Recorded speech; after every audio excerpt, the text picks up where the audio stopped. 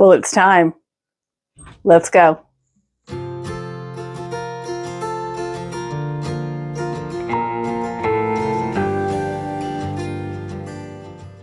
Hey everyone, it's Angela Allen. Welcome back to Handmade Homestead and Garden. If you're new here, welcome. If you have been with me before, welcome back. It's good to see you. It is finally time. It is finally time, no matter where you live, in the US or most temperate countries, it's probably time for you to start your seeds.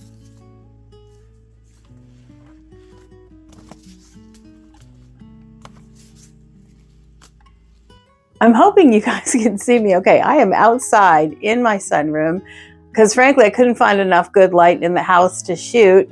And I thought I'd find it out here, but I don't know that I have. So I'm standing in front of my painting station for when I refinish furniture and outside of the sliding glass door that goes into my dining room. But can you see what's right on the other side right there? See that? That is my seed starting station. And no matter where you live in the US, right about now is right about the right time to get some seeds in the dirt and sprouting up and ready to go for your early spring garden.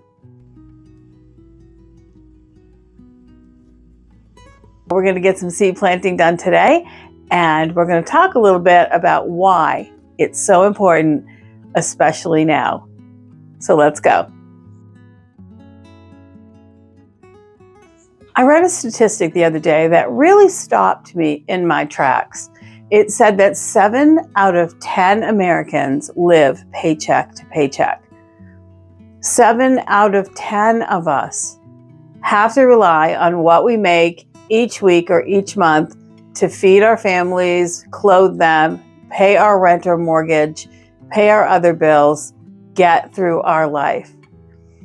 And that really surprised me. I guess I knew it was pretty high, but that really surprised me. And I don't know if that's true for whatever country you may be from, but here we are, one of the richest, most developed countries in the world, and a lot of us are just barely getting by with the way the economy is probably everywhere. I am kind of a news hound, so I can kind of see all of that, and it is really, really shocking.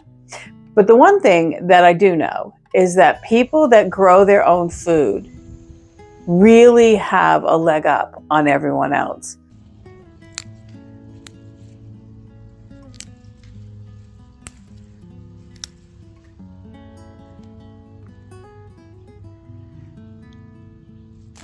Saving your own seeds, growing your own food allows you to feed your family and save, thousands of dollars on your family's food budget, whether you have a big family or a small family, whether you have a big yard or no yard at all. If you have a closet and a grow light, you can grow food. If you have a windowsill, you can grow food. If you just have a corner and a tiny space in an apartment where you can put a grow light and a couple of pots, you can grow some food for yourselves. And I say that all the time, I repeat it a lot, because I want people to really internalize that you have a choice and you can do this too. I'm in zone 7A, 7B, kind of depends on the year. The weather is always a little off here because I actually live on an island. So we are surrounded by water. I live on a Quidnick Island in Rhode Island, down near Newport. And we have an island here that's 14 miles long, 5 miles wide. Pretty much everywhere you go, everywhere you stand, you can see water. So the ocean really kind of modulates our weather a lot here on the island. Sometimes we get very little snow. Sometimes, like this year, we get buried. And like right now outside, there's probably about 14 or 16 inches of snow. I'm going to insert some pictures here so you can see just how much snow we've got on the ground right now. But I want you to know, even with all that snow, into the middle of February almost now, it is time to start seeds. Whether you're in zone, 5 or above, it's definitely time to start seeds. If you're in zone 4, well, God bless you. And you guys will know better than I when it is time for you to start seeds in the house.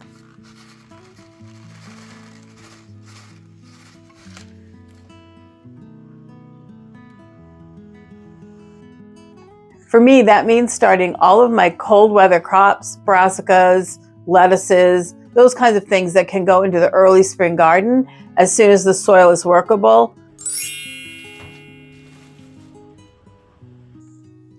Well, I'm about 14 weeks from my last frost date. So some seeds like tomatoes, I will wait to start those until the end of this month. I don't want them to spend any more time in a grow out pot than necessary. But plants like peppers and eggplants, and you all know I grow a lot of peppers, those are plants that I'm going to start now. I want to give them a little extra time to get extra big before they go outside.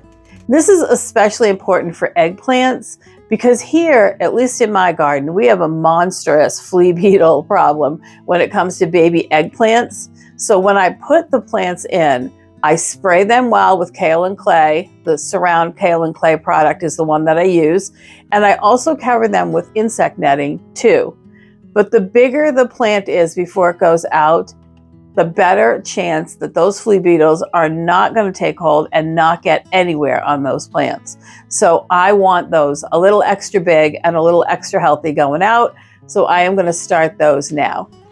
Same thing with peppers because again, they're slow to germinate. They take a long time to get their feet going. And when they do, they still grow kind of slow. So I want to have peppers in, June to be able to put on my table. I don't want to have to wait until September to be able to have peppers that are usable in the kitchen. So I'm going to start those early too.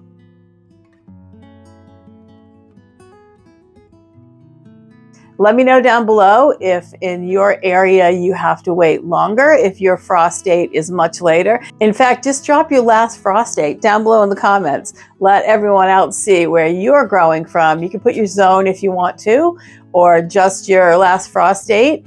And we could just cheer each other on. So let's get in there, get some more planting done. I've got some stuff started. I've got sweet potatoes started and a few other things, but I definitely have more to go. So off and running, let's get going. It's time.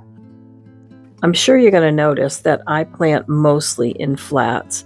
I don't have a ton of space and I need to start a ton of plants. So I do them in strips in a flat like this. And then as they come up and they get their true leaves, I am able to pot up only the strongest seedlings. So I don't take up any extra space and I don't have to worry about wasting dirt or wasting time. This works really well for me, and I've adopted this kind of planting from, the king of no-dig gardening, Charles Dowding himself.